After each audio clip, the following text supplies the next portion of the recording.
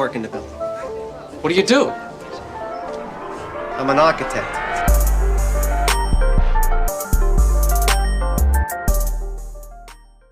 It's the architect, man, and I want to give a round of applause for this fight coming up. You know, as we all know, Victor Ortiz versus Andre Berto 2.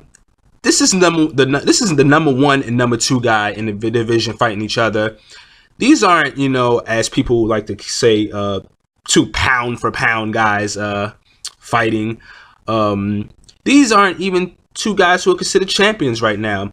But you know what? As boxing fans, you know, let's give it up and support and watch these fights that we know are going to be really good fights. You know, we're not always going to get two big time names and two big time guys in the sport that are always going to fight each other. And when they do, it doesn't always, you know, wind up becoming a good or potentially great fight. I mean, you know, these two guys, we know based off of their first fight, they come in to fight. They're going to hit each other, and I expect it to be a solid one, you know. I mean, it's kind of crazy to believe that, you know, this fight is, the first one was a half decade ago now, man. I remember being in college. You know, I had my lady in the room with me, and we watching in the dorm room, we watching the fight, and we just going back, you know, dang, woo, knock down here, knock down there, and now it's happening, you know, 5 years later. It's kind of crazy. But yeah, the first fight was I wouldn't say a great fight, but I would, you know, classify it as a exciting fight, very exciting fight. The reason I won't go great is because for the most part, I remember Victor Ortiz being in control of that fight. Andre Berto wound up knocking Victor Ortiz down and having his moments, and you know, he was fighting to the end. But you know, it was just very exciting. Let's just put it like that. And you know, years later, you know, these two guys, you know, they still guys who like to fight. Now, you know, how good is this fight going to be?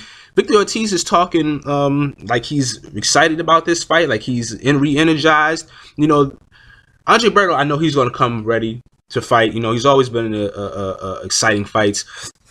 And the main thing is Victor Ortiz's mind in it. You know, Victor Ortiz, we know, can be out of it at times.